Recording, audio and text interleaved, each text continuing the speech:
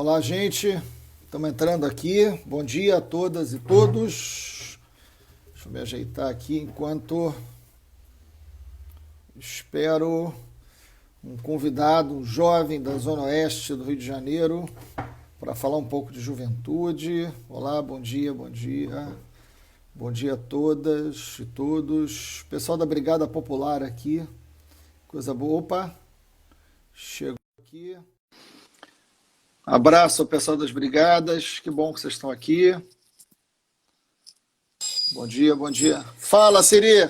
E aí, meu irmão, tranquilo?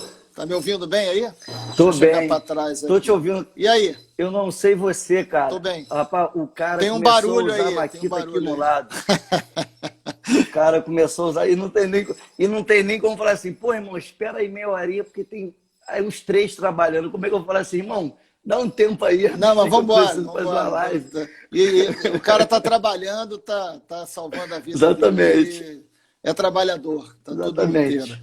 Ó, gente, é o seguinte, o Siri, William Siri, ele se formou em economia, é um jovem morador do Rio de Janeiro, morador da Zona Oeste do Rio de Janeiro, mais especificamente de Campo Grande.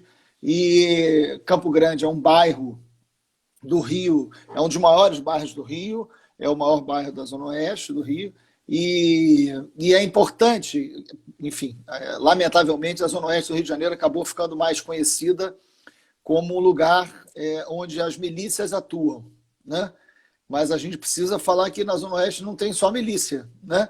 Na Zona Oeste tem, e eu fico muito impressionado, sempre que eu vou conversar com o Siri, sempre que eu vou na Zona Oeste, não é muito simples a minha ida para a Zona Oeste por conta da CPI das milícias, todo o enfrentamento que a gente fez às milícias. Esse assunto voltou, né, Siri? A prisão do Queiroz, vamos falar um pouquinho sobre isso, as relações da família Bolsonaro com milícia, o que é viver numa área de milícia, o que isso significa. Você é um jovem que você mora até hoje em Campo Grande, você continua morando em Campo Grande, sua família é de Campo Grande. Eu conheço seu pai, conheço sua mãe, que é uma família de religiosos, evangélicos, inclusive, que mora lá. Mas, enfim, a Zona Oeste é muito maior do que isso, né?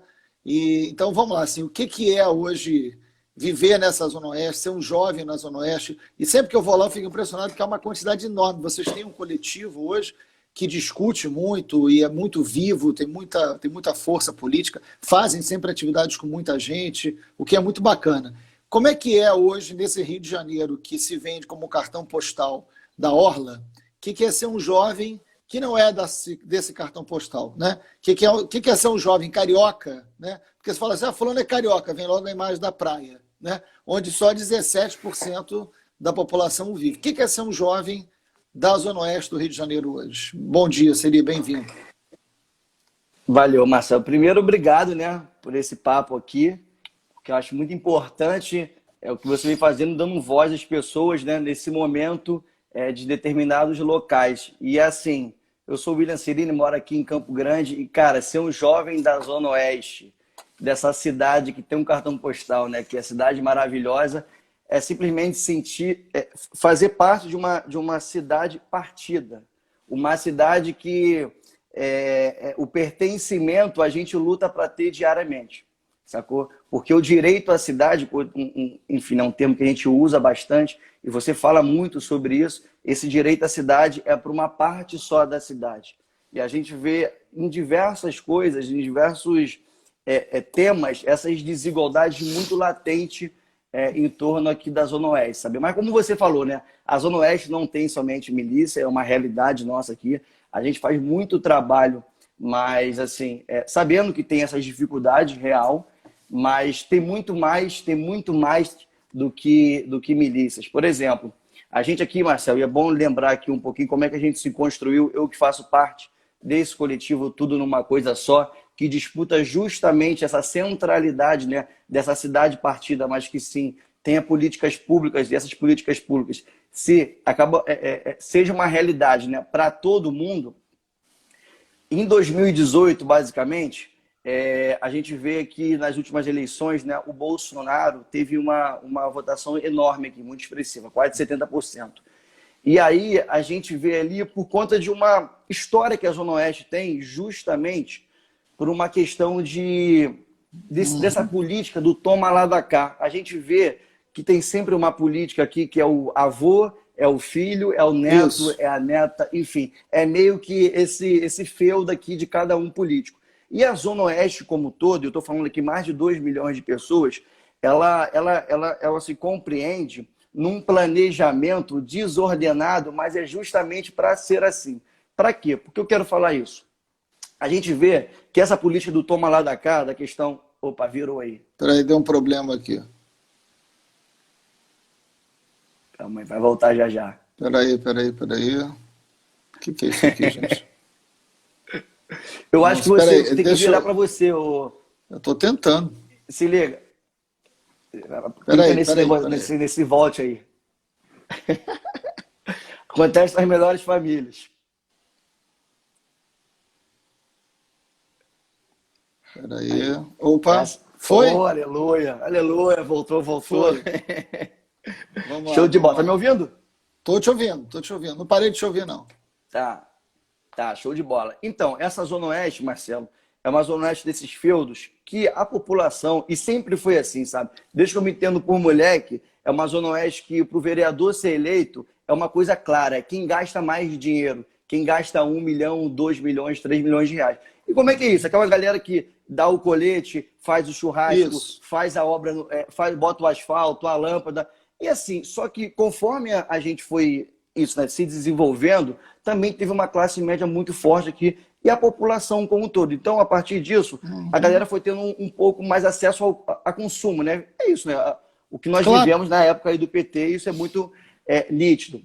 Só que nesse houve um aumento do poder, com todos os problemas que nós tivemos no governo do PT, não foram poucos, existiram, é verdade, sim, mas houve um aumento da capacidade de compra por parte do trabalhador, houve um aumento do poder aquisitivo do salário mínimo, isso é verdade, isso é fato.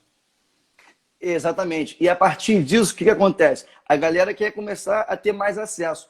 A gente via, eu lembro que assim, até pouco tempo atrás, como é que era? A galera que começava a ter um pouco mais de dinheiro e assim, eu quero ter mais acesso, vou ter que morar na Barra da Tijuca, no Recreio, que foi começando a planejar, ou eu vou para a Zona Sul, que é uma outra coisa, enfim. Só que começou a construir, e a partir um pouco da minha geração, não só da minha geração, né? Muita gente já vem debatendo isso há muito tempo, mas tomou mais volume de uma galera como eu, que é fruto de 2013, que diz o seguinte, que ali até surgiu o coletivo, né? Eu saí, fui com 19 anos fazer economia na Cândido Mendes, fiz FIES, enfim, fui para Cândido Mendes, vivi aquilo dali tudinho, foi em 2012, 2013, foi o momento que eu vi aquela política explodir. Eu não estava acostumado com aquilo, só comecei a perceber o seguinte, peraí, eu conheço muita gente que está falando aqui, mas lá na Zona Oeste é igual ou até melhor, falando e pensando uma Zona Oeste diferente. E aí foi quando eu tinha um caminho, né? Ou eu fui morar na Lapa, né? Mas eu pensei o seguinte, ou eu construo minha vida a partir da Zona Sul, centro aqui e tal, ou eu volto para a Zona Oeste e começo a fazer do território que eu tenho pertencimento. Isso. Porque eu não queria sair de lá. Eu lembro que eu comecei a morar em 2013 na Lapa, eu queria que chegasse sexta-feira para voltar e ter o diálogo com meus amigos. Enfim, em tudo isso foi gerando teve uma juventude aí, que é o coletivo, e tem diversos outros coletivos depois de 2013, justamente para disputar a cidade como um todo, para ter direito. Para você ver, Marcelo, como é que é a desigualdade aqui, e a gente cada vez mais não quer essa cidade partida. Eu vejo, tem um lugar que é o meu xodó, sabe? É a minha segunda casa, é meu segundo bairro. Depois de Campo Grande, é a Barra de Guaratiba, que tem uma praia linda, enfim, tem o mangue ali, enfim, é toda uma natureza maravilhosa. E ali, Marcelo, tanto Barra de Guaratiba, Ilha de Guaratiba, você sabe. Vamos lá. Não tem uma creche. Voltou? Voltou. Eu tô te ouvindo. Show de bola. Barra de Guaratiba, Ilha de Guaratiba não tem uma creche. Isso é muito sintomático. Assim, eu estou falando de creche, estou falando de mães que têm filhos, que mesmo vida, maravilha, e querem trabalhar. Não tem como trabalhar porque não tem uma creche pública. E a gente sabe que creche, meu irmão, é no mínimo para começar a brincar R$1.000. Uma creche privada porque é caro. Não tem como. Exatamente. Aí você vê, por exemplo, Santa Cruz, aí eu fui pegar uns dados, né? A Zona Oeste é onde tem o maior déficit em relação a vagas para creche. Santa Cruz tem mais de 2.300 famílias, crianças, esperando vaga. Aqui em Campo Grande, tem mais de 3.300 crianças querendo vaga para creche. Então, você vê que essa cidade é uma cidade partida, onde para uma parte da cidade tem tudo, e graças a Deus que tem. Só que quando a gente começa a falar da desigualdade, falar da creche, depois eu vou falar um pouquinho também sobre relação à cultura, equipamentos culturais, como é que é o nosso transporte. Não é simplesmente reclamar por reclamar, é justamente dizer o seguinte, ó, lá tem, ainda bem que tem, graças a Deus, e continue tendo, porém, não pode ser somente numa parte. Tem que acabar com essa desigualdade, porque essa desigualdade, isso desemboca, por exemplo, na Covid. A gente vê Campo Grande é o lugar que tem mais óbitos. Marcelo, dos 5 bairros da cidade, já são mais de 6 mil pessoas mortas.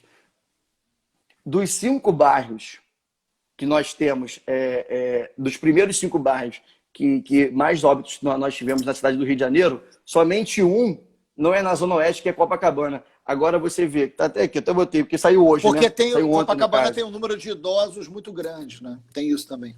Se não, com certeza seria os 5 primeiros da Zona Oeste. Todos você da vê, Zona Oeste. Campo Grande, Bangu, Realengo e Santa Cruz estão entre os 5. Só Copacabana que está ali entre o terceiro, que enfim, pelo que você colocou. Então, são essas desigualdades, Marcelo, que a gente vê latente essa pandemia, né? Tanto na Covid, você vê o resultado disso, né? Porque desigualdade, porque é isso, né? A Covid, de uma certa forma, não tem classe social, ela pega todo mundo. Só que na hora dos óbitos, você vê que a desigualdade é o que puxa mesmo. É aquele momento ali da desigualdade que você vê. Deixa eu tocar no assunto com você, Celi, que é importante. Eu tirei todas as lives, eu começo com os comentários, depois eu tiro até para poder ver melhor e tudo. Já tinha gente entrando aqui falando que era de Campo Grande, o Gogó da Ema, um monte de coisa que é bacana, né? Bom. E tinha uns bolsonaristas entrando, que eles entram sempre também. Não dá para seguir uma live do Eduardo, porque ele não consegue ficar 2 minutos falando, né? Então, tem que assistir as nossas lives para ficar, enfim, tentando questionar, porque eles não conseguem. Imagina uma live do Flávio Bolsonaro com Queiroz, né? Agora não dá, porque o Queiroz está preso. Mas uma live do Flávio Bolsonaro com Queiroz é uma live difícil, né? Assim, verdade. Devem ter feito muitas lives, né? Do advogado, verdade, né? Com Flávio, com outros. Tem muitas lives que seriam interessantes a gente assistir da família Bolsonaro, né? Mas vamos lá, não sei se chegaram a fazer live com o Adriano, né? Do Escritório do Crime, Matador. Mas eles entraram aqui questionando assim, o negócio do saneamento básico. Porque nós temos uma posição, mas eu queria dar uma notícia assim, ao vivo para os bolsonaristas. Tomara que vocês ainda estejam aí assistindo a gente. Eu fui deputado. Prestem atenção, bolsonaristas, e quem não é bolsonarista, esse debate de saneamento básico é um debate que vai entrar. Campo Grande tem muito problema com água. Muito problema com água, né? A gente tem que melhorar muito o fornecimento de água e tratamento de esgoto na Zona Oeste do Rio de Janeiro como um todo. É verdade. Agora, vamos lá. Mas eu sou contra a privatização da SEDAI. Por quê? Porque não vai resolver. Porque a água não pode ser mercadoria, não pode ter direito a saneamento, quem vai pagar. E quem não vai pagar não tem. Vai aumentar a desigualdade no saneamento. Por isso eu sou contra. Não quer dizer que eu esteja satisfeito com o saneamento de hoje em dia. Mas, por exemplo, cidades importantes, como Berlim, como Paris, cidades muito importantes que privatizaram a água, voltaram atrás. O modelo de privatização da água não deu certo em vários lugares do mundo. Em vários, porque a não ser que você vá fazer no lugar onde todos possam pagar, o que não é. E é um direito. Água é um direito. Água não pode ser uma mercadoria. Então, esse é um debate importante para a gente travar, que eu topo fazer o debate. Topo ouvir os argumentos também em relação à questão de quem acha que tem que melhorar o saneamento. É verdade. Eu só não acho que é privatizando. Mas eu queria dar uma informação para os bolsonaristas importante. Quando eu fui deputado estadual, sabe quem foi deputado estadual comigo? O deputado Flávio Bolsonaro, o 01. Esse mesmo que está investigado pode ser que venha a ser preso por causa dos esquemas junto com o Queiroz. E na época que nós fomos deputados estaduais juntos, nós enfrentamos um debate muito importante que foi sobre a privatização da SEDAI. Atenção, bolsonaristas! Atenção, Flávio Bolsonaro votou contra a privatização da SEDAI. votou corretamente contra, e eu tenho o voto dele declarado e vou divulgar hoje nas redes sociais. Então, vocês, bolsonaristas, desavisados, que estão entrando na minha rede dizendo você é contra o saneamento, eu sou contra a privatização. E Flávio Bolsonaro também.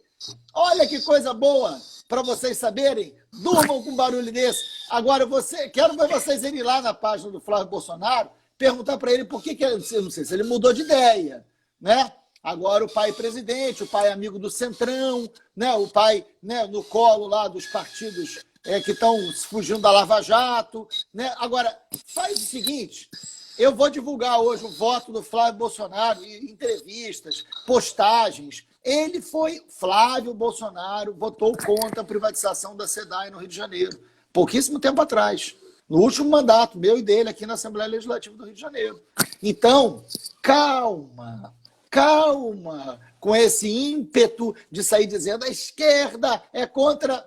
Você sabe que tem gente da direita também que foi contra, inclusive a família Bolsonaro? Agora, o Bolsonaro mudou muito. O Bolsonaro já está entregando um monte de coisa, né? Ele defendia as empresas públicas. Agora não mais. Agora ele não defende nada. Agora ele só defende escritório do crime e milícia. É a única coisa que ele defende. O Centrão. Agora ele está muito amigo do Centrão. Mas Campo Grande tem problema de água. E a gente quer, evidentemente, resolver o problema de água de Campo Grande. Se privatizar, quem tem dinheiro em Campo Grande vai pagar e quem não tem vai ficar sem. Vai piorar, vai aumentar a desigualdade em relação à água. E transporte, quanto tempo hoje leva um estudante que mora em Campo Grande e que estuda no centro da cidade do Rio de Janeiro? Aliás, só um parênteses, que alguém já tinha escrito aqui também, que é muito bom. Eu uma vez participei de um debate, eu era candidato a prefeito, e participei de um debate em Campo Grande, foi numa universidade. Não lembro se você estava nisso, faz tempo. E aí o... Foi 2012 isso aí. Foi 2012. E aí, quando já estava tarde, era noite, e aí, no final do debate, a quase 10 horas da noite, uma candidata, a prefeita, falou o seguinte: gente, eu preciso encerrar porque eu ainda preciso voltar para o Rio de Janeiro. Isso, é isso que eu vi. Um debate, um debate para a prefeitura tá da cidade do Rio de Janeiro, dentro de Campo Grande. Ela como prefeita. E ela, aí, enfim, eu preciso ir embora porque eu preciso voltar para o Rio. Ou seja, ela estava fora do Rio de Janeiro, em Campo Grande. E disputando essa ideia. Ela, assim, eu não sei se ela ia ter algum voto ali, mas ela perdeu os poucos que tinha naquele momento ali. Foi uma tragédia e eu não conseguia parar de rir, né? Porque eu estava me escondendo já, porque eu não conseguia parar de rir. E ela não percebeu o que ela falou em um mal-estar generalizado. E ela continuava falando. Eu falei, meu Deus do céu, né? Que vergonha alheia. Mas tem esse sentimento, Marcelo, né? De que o Rio de Janeiro é outra coisa, né? É uma outra coisa, é isso que a gente luta aqui, por esse pertencimento. Deixa eu falar uma coisa, você me perguntou sobre o transporte, eu vou te responder em 2 minutinhos, mas só falar do Bolsonaro. Quando eu estava fazendo aquele link ali histórico em relação a essa política do toma lá da cá, que é muito mais a cara do Centrão, que você, enfim, você está falando muito bem e conhece, né? Como é que o Centrão age? É o Centrão, vamos colocar, que age na Zona Oeste. E a galera não aguenta mais isso, entendeu? Claro. E aí, quando vem o Bolsonaro em 2018 com esse discurso, que é isso, fora esse da projeto e política, tudo mais, é um falso moralista, que agora desemboca justamente como o Wilson Witzel. Já é isso, esse falso moralista. Aliás, eleito, vai ser impeachmentado. Wilson Witzel, que está roubando na saúde na época da pandemia, foi eleito pelo Flávio Bolsonaro. Quem sabe se eles não vão voltar a conviver? Quem sabe se eles não vão voltar a conviver em breve, né? Witzel e Flávio. Exatamente. Em outro lugar. Exatamente. Então, assim, são esses falsos moralistas, por exemplo, que chegou em 2018 falando que vou acabar com tudo com isso aí. É isso. O Flávio vota como você lá contra a privatização da SEDAI e agora está dizendo que é contra. É isso, é um falso moralista. Só que a população, esse 70% que o Bolsonaro teve no segundo turno aqui, basicamente, já não é uma realidade. É óbvio que tem muita gente ainda que continua firme e forte com ele ali. Só que aí, Marcelo, é justamente o que a gente faz aqui. Na minha eleição, né? Que não é a minha eleição, essa construção coletiva na eleição que nós fizemos aqui em 2016, que hoje eu sou o primeiro suplente pelo pessoal da cidade do Rio de Janeiro. Em 2018, quase 15 mil votos, é justamente, Marcelo, eu só acredito na construção coletiva.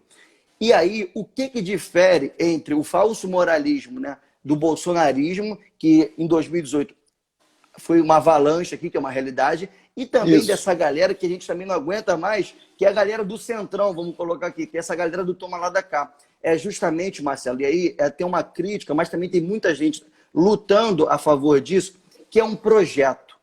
É um projeto do campo progressista para a Zona Oeste. É o que difere a gente, sabe?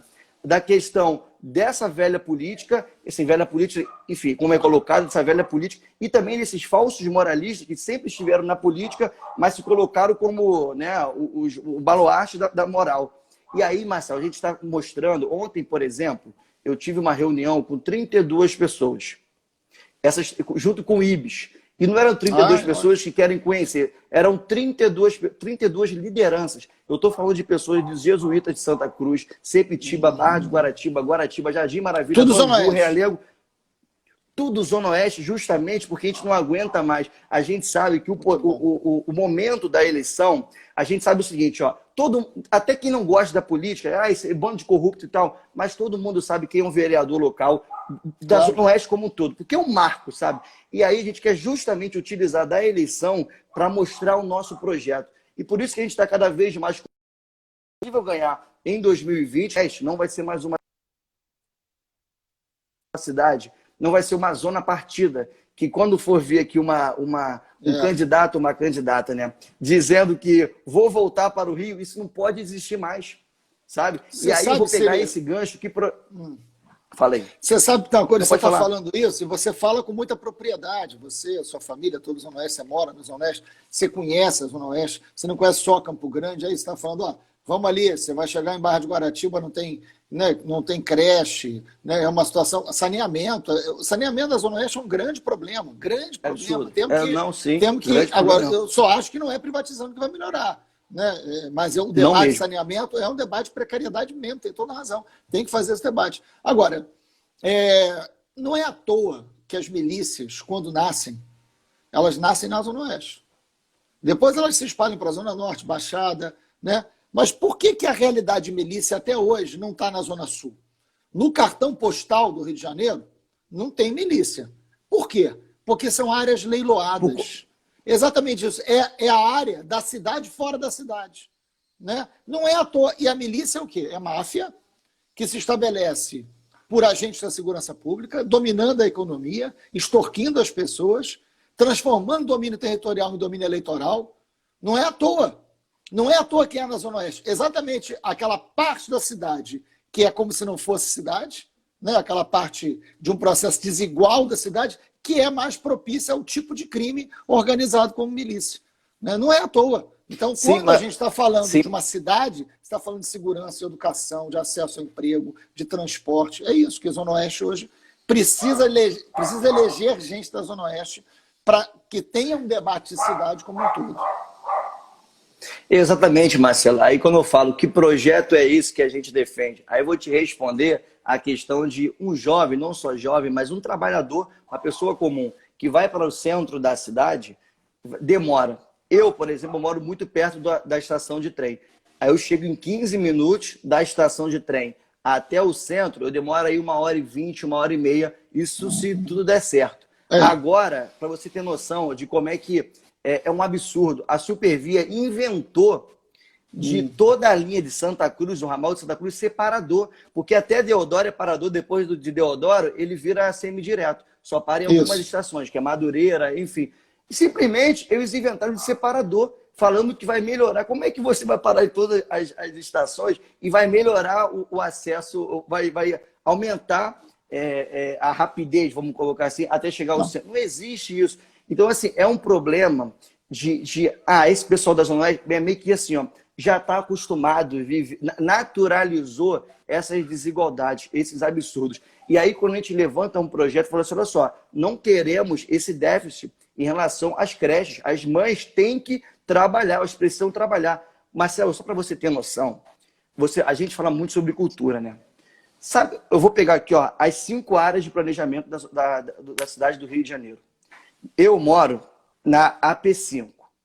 Em relação Deodoro até Santa Cruz e Barra de Guaratiba até Sepitiba, é toda essa região aqui da AP5. Isso. Show de bola. E aí é o seguinte, sabe quantos equipamentos culturais nós temos, Marcelo? Não vou jogar porque é uma coisa absurda. Marcelo, eu estou falando para mais de 2 milhões de pessoas. Sabe quantos equipamentos culturais nós temos? 26 equipamentos culturais. Tá pensando Somando absurdo toda aí? É essa só ver região. isso. Eu estou falando de lona cultural, de teatro, de cinema. Sabe quantos cinemas você tem? Aí vou fazer um paralelo à Zona Sul e Centro. Pegando Centro e Zona Sul, sabe quantos são? São mais de 220 equipamentos culturais. É óbvio que todo centro, né, quando é construído, você tem mais equipamentos ali natural. A questão Claro. não é essa. Não é tipo assim, eu tenho que ter 220 aqui também. É minimamente dar uma assim, uma equilibrada nisso tudo, sacou? Marcelo, outra coisa, dentro desses equipamentos culturais, aí eu vou pegar o bairro de Santa Cruz, Bangu e Campo Grande. Sabe quantos teatros nós temos? 2. Quantos teatros tem, sei lá, em Copacabana ou em Ipanema? Eu estou falando para mais de 1 milhão de pessoas. Eu vou pegar aqui mais uma coisa absurda. Se você pegar Santa Cruz, Pedra de Guaratiba, Ilha de Guaratiba, Barra de Guaratiba, Guaratiba todo, sabe quantos sala de cinema tem nesse lugar? Nenhuma. Zero. Não tem cinema. Eu estou falando para quase 1 milhão de pessoas. Não tem um lugar de cinema, nem público, nem privado, Marcelo. Tem que vir aqui para Campo Grande para assistir algum filme. Claro. E quantas salas de cinema nós temos no centro e Zona Sul? São mais de 90. Então, assim, sabe qual é a questão, Marcelo? Às vezes, parece até brincadeira. Sabe? Parece que não é possível que para essa quantidade de pessoas não tenha uma sala de cinema. Eu poderia citar outras coisas aqui. E sobre cultura, é importante que quem está assistindo aí, a gente tem mais de 300 pessoas assistindo. Sobre cultura, é importante. Uma coisa são os aparelhos culturais, que você muito bem coloca a cidade. Quando você fala a cidade é desigual, o transporte não é igual, o número de creches não é igual, o número de espaços de cultura não é igual, né? A vida não é igual. A vida fica diferente. Mas a cultura é um instrumento muito importante. A cultura hoje no Brasil mexe com quase 3% do PIB. Né? A cultura gera emprego. E a cultura gera um nível de desenvolvimento educacional muito importante. Então, quando a gente fala de cultura, a gente está falando da cultura que você pode assistir, mas está falando também de uma cultura que já existe, que o povo produz e que não tem como produzir. Então, por exemplo, quantos grupos de teatro, quantos artistas, quantos músicos, quantos poetas, quantos escritores existem na Zona Oeste e que não conseguem. Porque, na verdade, o Estado, eu aprendi isso com muita gente, assim, o Estado não leva a cultura. O Estado não leva a cultura já está. O Estado tem que levar a cultura onde o povo está. Não, a cultura está onde o povo está. O povo tem cultura, o povo produz cultura. O Estado tem que garantir editais, espaços. O Estado tem que possibilitar a cultura. O Estado não leva a cultura. E, na verdade, este tipo de desigualdade faz com que a cultura produzida pelo local não consiga sobreviver. Então, essa é a desigualdade mais perversa quando você fala de cultura, que é importante. Sim, Marcelo. E aí, outra coisa também, aí, pegando a questão do transporte, eu já fui 2 vezes em manifestações que nós paramos o BRT da Transoeste. Uma foi até agora no final, no comecinho desse ano. E aí é o seguinte, aí você vai vendo ali, o BRT, eu pego muito mais trem do que BRT. O trem, assim, em hora de pico, se bem que hora de pico é sempre, né? Mas quando tá ali 6 horas de manhãzinha, é insuportável. Só que o BRT consegue ser pior do que o trem. Você não tem, porque às vezes não tem ar-condicionado. Claro. Aí, assim, tem barata, não é à toa que tem barata, né? Muitos desses BRTs aí da própria família Barata. E várias estações abandonadas, né? Não, assim, tem um circuito, né? De Campo Grande até Santa Cruz é abandonado. O que nem existe mais, na real. Porque, enfim, eles falam que a população quebra. Que é isso, é sempre jogando a culpa na população e nunca no poder público que tem realmente que fazer acontecer. Aí, Marcelo, é o seguinte, nós paramos já 2 vezes, isso em 2017, e esse ano também teve uma grande manifestação, parou tudo, enfim, reportagem. Só que além de ser horrível, e a população não está minimamente pedindo para que não tenha esculacho, a parada é muito cara. Tem uma pesquisa que mostra que só assim, a renda da população da Zona Oeste é muito baixa. Sabe quanto só a passagem do BRT, assim, estritamente BRT? É cerca de 35% come da renda dessas pessoas, desses trabalhadores. Oh. Só o transporte, para você ver que é caro, não é caro e assim, é um esculacho. É caro e não é nem um pouco de qualidade. Caro então, de Marcelo, qualidade. é assim. Sim, e aí, Marcelo, é justamente isso. Assim, nós queremos, com esse projeto de toda a Zona Oeste, que não é um projeto do Siri pelo Siri, é o coletivo claro. Tudo numa coisa só, é o ZOA, são diversas pessoas de vários lugares que a gente foi construindo desde 2015, eu digo assim, pela nossa galera, porque tem muita gente desde muito tempo, que eu já entrevistei aqui mesmo, no próprio Siri na Live, que também é um bate-papo toda noite eu faço com algumas pessoas da Zona Oeste, mas tem muita gente que já faz isso há muito tempo. Só que agora é possível ter, dentro desse campo progressista, mostrar para a galera o seguinte, ó, não é nem essa galera do toma lá da cá e nem esse falso moralismo. A gente quer apontar para um outro caminho, sabe? A gente quer apontar a verdadeira nova política, né? Porque o Bolsonaro, exatamente. Bolsonaro não foi eleito porque ele era antipetista, porque teve crise no PT. Tinha uma série, teve crise no PT, teve um governo que enfrentou muita crise, havia uma quantidade muito grande de grupos antipetistas, o Bolsonaro era um deles, mas o Bolsonaro ganha a eleição porque ele se coloca como se ele não fosse da política, o que é mentira. O Bolsonaro está há 30 anos na política, sempre esteve no Centrão, sempre negociou, foi do partido do Paulo Maluf, apoiou o Sérgio Cabral, apoiou o Pisciani, né? Então, assim, sempre fez parte dos esquemas. E o pior, ele faz parte do pior esquema político, que é o crime, polícia e política, a relação com os milícias. Por isso a prisão do Queiroz é um negócio que eles não conseguem responder. Eles querem atacar com o negócio de saneamento. Se deram mal, o Flávio Bolsonaro votou contra também a privatização. Ah, não, vocês são contra o pobre, contra... Não, a gente é a favor do pobre. A gente quer saneamento público, e que o pobre não precisa pagar por isso. Né? Como é em tudo quanto é lugar do mundo. Agora, e esse debate a gente vai enfrentar, mas com honestidade. Lógico. E aí é importante o seguinte, o Bolsonaro finge que ele é, né, de uma outra política. Quem tem envolvimento com milícia, quem é amigo de miliciano, quem convive com miliciano, não é alternativa, não é fora da política, não é honesto. É a política mais atrasada, é o esgoto. Isso sim precisa de um saneamento básico. O que precisa de um saneamento básico é essa política, esse esgoto de onde vem Bolsonaro e seus filhos. Isso é que precisa de um saneamento. E esse esgoto é fedorento. Né, esse esgoto envolvendo crime, envolvendo morte, envolvendo ameaça, amigo de Adriano, amigo de Matador, escritório do crime, milícia, Queiroz. Isso é uma podridão antiga. Isso não tem nada de nova política, não. Isso é o contrário da nova política. Então é importante dizer o seguinte, é na política que a gente constrói e cresce. Agora tem que eleger gente nova, tem que abrir o debate, tem que reforçar a democracia. Nada que o Bolsonaro representa. Lógico, Marcelo. Eu queria colocar só mais um elementozinho aqui que eu acho muito importante, a partir do meu território e como eu me construo também.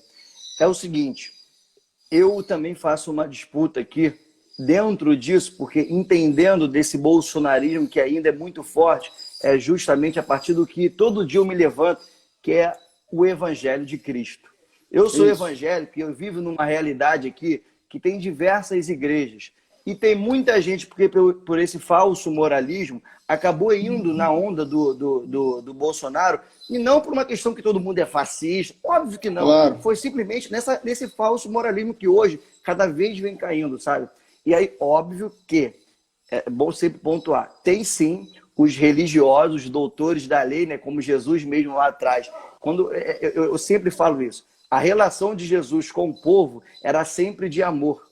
Sabe? A relação de Jesus com os falsos moralistas, com os doutores da lei, os fariseus, aquele que diziam, os grandes representantes de Deus, foi quando Jesus falou assim, ó, raça de víboras. Jesus não chamou raça de víboras o povo, chamou raça de víboras os religiosos, sabe? Os doutores da lei, os Silas de Malafaia da vida. Então é o seguinte, por que eu estou falando isso? Aqui é uma disputa também, porque eu creio que o Evangelho jamais poderia conceber uma política de ódio. Jamais vai conceber uma política de bandido bom e bandido morto, sabe? Essas coisas que traz morte. O Evangelho, por natureza, é vida, sabe? Então, assim, isso também está encarnado dentro de mim e essa disputa que eu faço por um Jesus, realmente um Jesus que não apoia de jeito nenhum racismo, um Jesus que de jeito nenhum cabe dentro do machismo, um Jesus que de jeito nenhum vai ver uma mãe sabe? Que precisa de uma creche, por exemplo, uma sociedade, trabalhadores que sofrem por conta de um transporte. Meu irmão, Jesus está ali na solidariedade. A gente vê como é que, nesse momento de pandemia, essa palavra solidariedade, que para mim é fruto do amor, é o fruto do amor de Cristo. Isso para mim, falando assim, como seria agora, sabe? Claro. Aí é o seguinte, você vê automaticamente como é que não só o Bolsonaro, mas principalmente, que começou lá atrás, que fez uma campanha até contra você, absurda, botando o Deus contra o diabo, que foi o Crivella. E hoje está todo mundo pagando, mundo pagando esse falso moralista do Crivella que não sequer governou a cidade. E que abandonou as pessoas, Marcelo, né? Abandonou. Marcelo, para você ter noção, a pandemia aqui, para a nossa realidade, nunca foi efetiva. Porque é a população, e é isso, né? O Bolsonaro fazendo uma coisa, o Crivella dizendo que faz, mas não faz, enfim. Não tem exemplo. O Freixo, não tem exemplo. Olha que um absurdo desse cara. Está chegando agora a eleição e eles sempre apostam nisso. Falam tanto da boa política, mas sempre apostam nisso.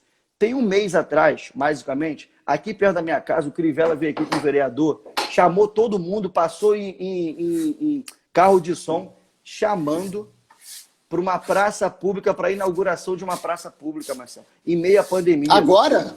Eu estou falando sério. Agora não, isso tem um mês, e hoje ele está no Cesarão, pelo que me passaram aqui, hoje ele está no Cesarão, inaugurando a possível praça dentro do Cesarão, Marcelo. Que então, isso? Esse é o Marcelo Crivella. Eu estou falando esse é o Crivella, essa é a política que nós vivemos aqui na Zona Oeste. Nas câmeras falam uma coisa... O Rio já tem mais gente morta, a cidade do Rio já tem mais gente morta do que a China inteira.